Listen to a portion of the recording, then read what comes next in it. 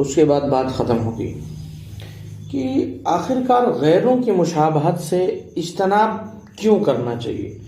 یا شریعت اسے حرام کیوں کہتی ہے، اس کی وجہ کیا ہے۔ پہلے مشابہت کہتے کس کو ہیں اس کو سمجھیں۔ مشابہت ایک حالت کا نام ہے جو انسان پر طاری ہوتی ہے، اور مشابہت کرنے سے یعنی جس کی مشابہت کی جا رہی ہے اس کی تعظیم ہوتی ہے، اس کا اکرام ہوتا ہے، اور عمومی طور پر کچھ ایسے نامناسب عادات ہیں جس کی وجہ سے بندہ کفر کر جاتا ہے، اور اسی وجہ سے اللہ کے رسول صلی اللہ علیہ وسلم نے مشابہت کو حرام قرار دیا ہے۔ اور من تشبہ بقوم فہو منہ والی جو حدیث ہے، اس کے تحت علامہ ابن تیمیہ رحمۃ اللہ علیہ نے لکھا ہے کہ اس حدیث کا کم از کم اتنا تقاضا ہے کہ کفار سے مشابہت حرام ہے، اگرچہ ظاہری طور پر بھی یہی معلوم ہوتا ہے کہ ان سے مشابہت رکھنے والا شخص کافر ہوتا ہے۔ اور اللہ تبارک و تعالیٰ کا قرآن بھی یہی کہتا ہے، سورہ مائدہ آیت نمبر 51 اٹھا کے آپ دیکھیں۔ دوسری بات، اگر اس حدیث کو مطلق تشبیہ دیں تو بات سامنے پیش آ جاتی ہے، ورنہ اگر اس کا معنی کچھ اور لیں تو اس کا معنی یہ بھی ہو سکتا ہے کہ جس طرح کی مشابہت آپ اختیار کریں گے اس طرح کا آپ کا گناہ ہوگا۔ حرام کاری میں کریں گے تو حرام کاری کا آپ کو عذاب ملے گا، کفریہ کام کریں گے تو آپ پر کفر کا فتویٰ لگے گا۔ بہرحال جیسا گناہ کریں گے ویسا ہی حکم ہوگا۔ تو ان دونوں میں سے کوئی ایک ہو سکتا ہے۔ علامہ ابن تیمیہ رحمۃ اللہ علیہ نے اپنی بات رکھی ہے اس حدیث کے تحت۔ اچھا، کفار سے مشابہت کو منع کیوں کیا گیا، اب اس پہ بات کر لیتے ہیں۔ مثال کے طور پر اگر کوئی مسلمان کافر کی مشابہت اختیار کرے تو یہ ایسی حالت یعنی جو حالت اس نے اختیار کی ہے، جو اس نے اپنا چہرہ بنایا یا اپنا لباس بنا لیا ہے، جس بھی حالت میں رہ کر کے وہ مشابہت اختیار کر رہا ہے، اس سے وہ بندہ بتا رہا ہے، یعنی زبان حال سے وہ بول رہا ہے کہ کافر کی شکل و صورت مسلمانوں سے افضل ہے۔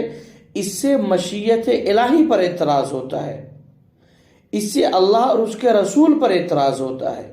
اس سے شریعت پر اعتراض ہوتا ہے، اور یہی وجہ ہے، اسی وجہ سے اسلام نے مشابہت کو حرام قرار دیا ہے، کیونکہ اس سے اللہ، اس کے رسول، شریعت، مشیت الہی سب پر انگلی اٹھ جاتی ہے۔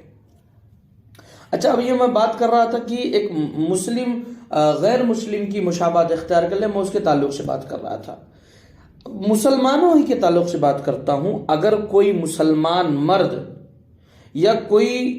مسلمان عورت مرد کی اور مرد عورت کی شکل اختیار کرے تو یہ بھی جائز چیز نہیں ہے، یہ اچھی چیز نہیں ہے، اسلام میں اس کی ممانعت آئی ہے۔ اس کی وجہ بھی یہی ہے جو میں نے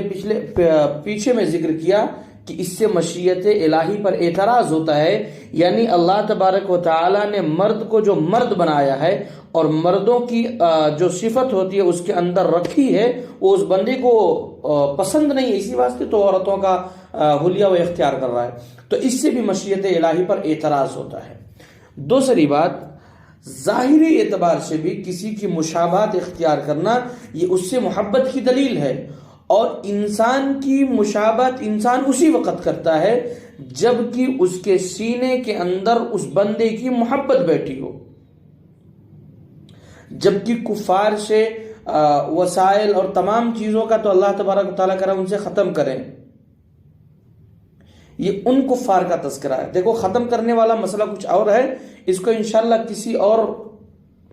تذکرہ جب کسی اور چیز کا ہوگا انشاءاللہ اس میں اس کو لے لیں گے۔ تو یہ دوسری چیز ہوگی۔ اور تیسری چیز، ظاہری اعتبار سے تو بالکل نہیں ہونا چاہیے، کیونکہ پہلے ظاہراً انسان کرتا ہے، اس کے بعد یہ ظاہری اس کے باطن پر سیدھا اٹیک کرتا ہے، اور انسان